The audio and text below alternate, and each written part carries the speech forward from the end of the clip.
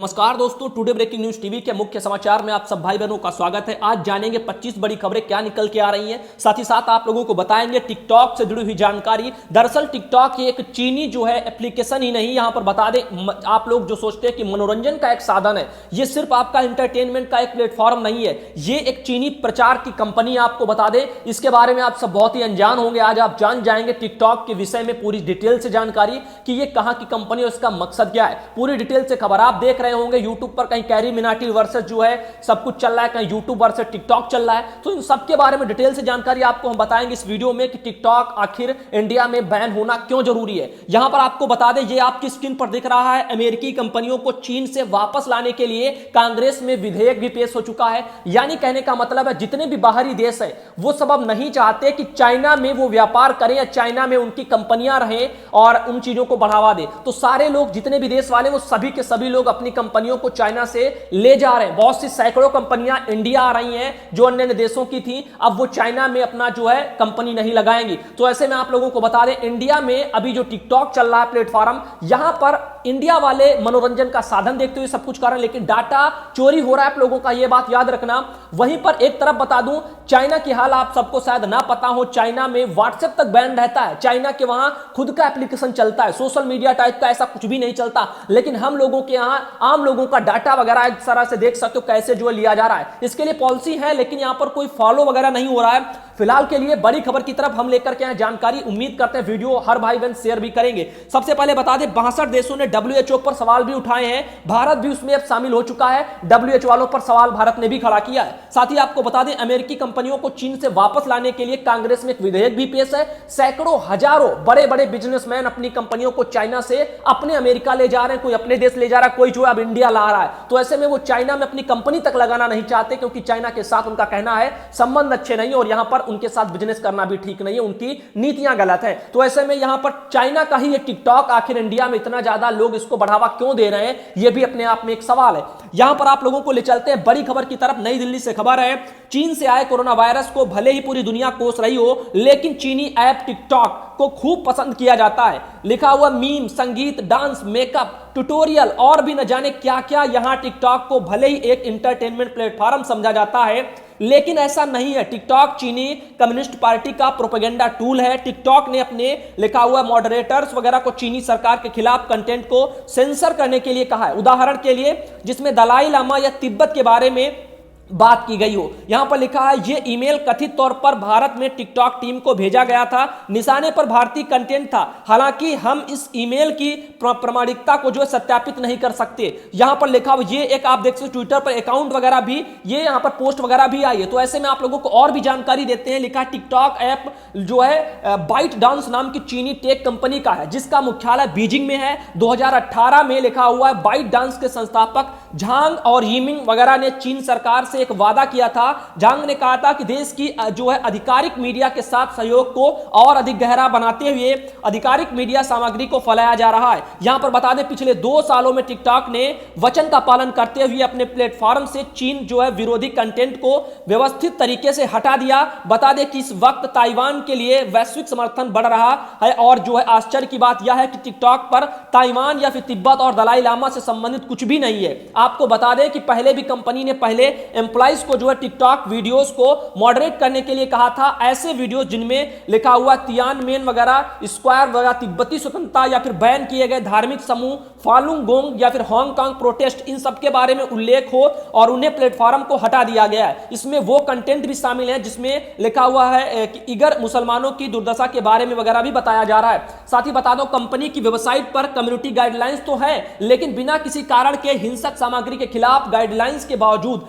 TikTok पर जानवरों के साथ दुर्व्यवहार करने वाले कंटेंट की भरमार पड़ी है। टिकटॉक पर ढेरों मजेदार वीडियो भी मिलेंगे, जिन्हें देखते हुए यह महसूस करना बिल्कुल मुश्किल है कि टिकटॉक चीनी प्रचार का हिस्सा हो सकता है। तो ऐसे में बता दें आपको, यहां पर टिकटॉक एक अंडरकवर चीनी विदेश नीति उपकरण हो सकता है। यदि यह ईमेल सही है तो इससे वैश्विक सूचना युद्ध की आहट महसूस होती है। टिकटॉक को बैन करना ही इसका सबसे बेहतर जवाब है। मीडिया, सोशल मीडिया में बहुत ही तेजी के साथ ये पोस्ट वायरल हो रही है और बहुत ही तेजी के साथ इस पर चर्चाएं हो रही हैं कि चीनी कंपनी की हर चीज जो इंडिया वाले कहते हैं बैन होनी चाहिए। स्वदेशी चीजों को अपनाओ, मोदी जी बार बार कह रहे हैं जो है आत्मनिर्भर बनो। वही चीनी जो है, चीन जो है वो अपने वहां चाहे फेसबुक हो चाहे व्हाट्सएप हो, अपने वहां चीजों को बैन रखता है। वहां पर आप कह सकते हैं कि वहां पर व्हाट्सएप वगैरह नहीं चलता, उनका खुद का व्हाट्सएप जो लीगली होता है वही चलाया जाता है। लेकिन इंडिया में चाइना से आने वाले से तमाम टिकटॉक जैसे एप्लीकेशन इंडिया वाले इनको भरपूर यूज करते हैं और आप लोगों का डाटा जितना भी आपका है वो सब चोरी हो रहा है। तो ऐसे में आपको बता दूं, इसका गलत इस्तेमाल होगा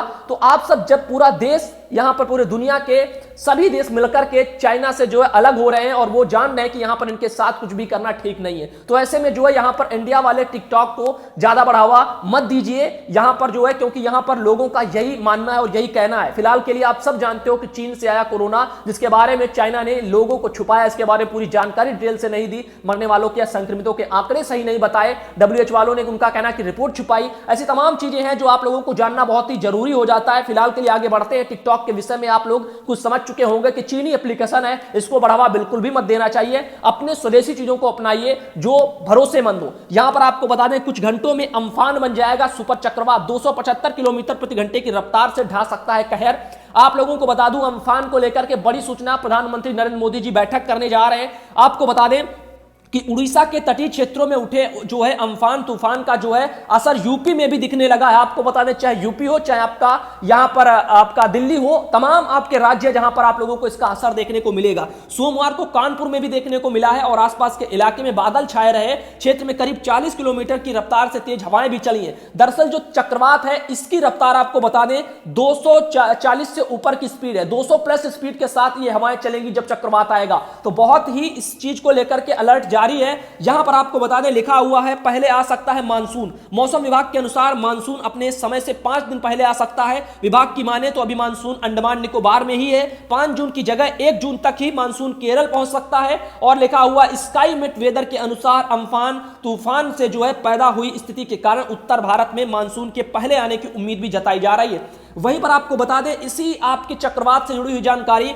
यहां पर आपके लिखा है, बातचीत के दौरान प्रधानमंत्री नरेंद्र मोदी ने भी उच्च स्तरीय बैठक भी आज बुलाई है, तैयारियों का जायजा भी लिया है, जिसमें गृह मंत्रालय और आपका एनडीएमए वगैरह के अधिकारी भी उसमें शामिल रहे। तो यहां पर आपको बता दें, चक्रवात को लेकर के काफी चर्चाएं तेज हैं। फिलहाल बताया जा रहा है यह दीघा से जो है 1000 किलोमीटर की दूर पर अभी चक्रवात है, लेकिन इसका खतरा अभी आप देख रहे हो कानपुर में भी महसूस किया जा चुका है, उसका हल्का फुल्का असर कि मौसम यहां पर बिगड़ रहा है। तो ऐसे में ये तूफान, ये चक्रवात जो है भारी बारिश, चमक, बिजली गरज के साथ ओले भी पड़ेंगे और इसकी संभावनाएं तेजी के साथ बढ़ रही हैं। इसकी रिपोर्ट और इस चीज को लेकर के अलर्ट जारी है।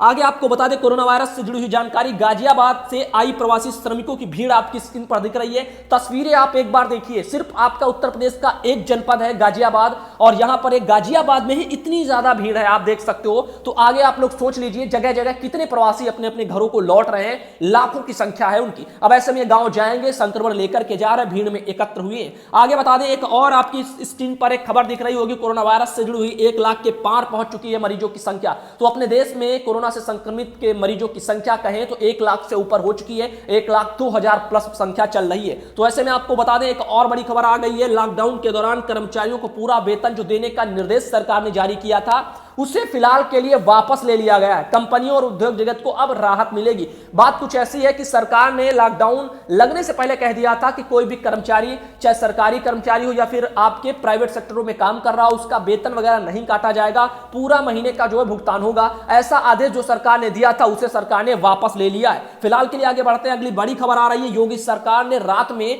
11:40 पर प्रियंका गांधी वाड्रा को पत्र लिखकर कहा है कि सुबह 10 बजे लखनऊ में अपनी जो बसों का वो जिक्र कर रही थी, तो बसें वहां पर आ जाएं, इसके बारे में उन्होंने कहा है। तो दरअसल बात कुछ ऐसी है, प्रियंका गांधी वाड्रा ने कहा था कि योगी सरकार 1000 बसें चलाने के लिए मुझे इजाजत दे, पत्र भी बाकायदा लिखा था। और उस पत्र का जवाब देते हुए योगी आदित्यनाथ सरकार ने भी कहा है कि अच्छा है, हम इजाजत देते हैं, तो आप कल सुबह जो है 1000 बसें, ड्राइवर वगैरह, उनकी लाइसेंस सब कुछ जो है हमारे पास यहां पर आ जानी चाहिए। तो यहां पर इसी चीज को लेकर के तनातनी बनी हुई है। आगे आपको बता दें, एक और बड़ी खबर निकल के आ रही, कोरोना के मुआवजे के तौर पर $2 बिलियन देगा चीन, जिनपिंग का ऐलान भी हो चुका है। तो दरअसल ये जो $2 बिलियन का ये जो आप देख सकते हो मुआवजे की बात कर रहा है चाइना, ये एक ही साल में एक बार में नहीं दिया जाएगा। दुनिया की दूसरी सबसे बड़ी अर्थव्यवस्था वाले चीन ने दोस्तों घोषणा की है कि अब वो दोस्तों यहां पर $2 बिलियन वगैरह रकम देगा और ये जो 15,166 करोड़ रुपए होगी आपकी $2 बिलियन। तो ऐसे में आप लोगों को ले चलते हैं अगली बड़ी खबर की तरफ। बिहार से खबर है, लॉकडाउन 4 में दी गई है थोड़ी बहुत राहतें बिहार में, तो सप्ताह में 3 दिन वहां पर दुकानें खुलने के लिए बताया गया है। तो जो दुकानें हैं वो सप्ताह में 3 दिन के हिसाब से खुलेंगी बिहार में, ऐसे जो नियम कायदे चालू हो गए।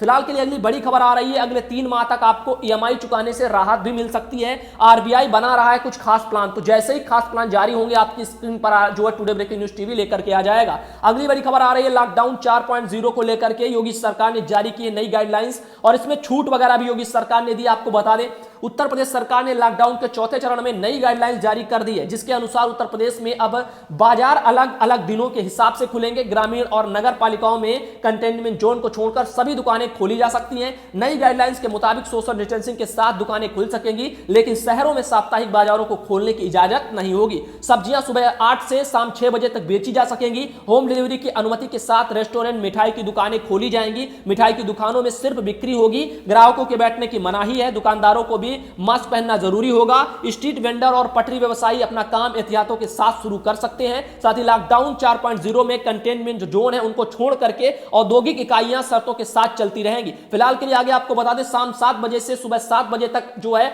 आवाजाही बंद रहेगी। 4 पहिया वाहन में ड्राइवर के अलावा 2 लोग बैठ सकेंगे। 2 बच्चों को बैठने की अनुमति है।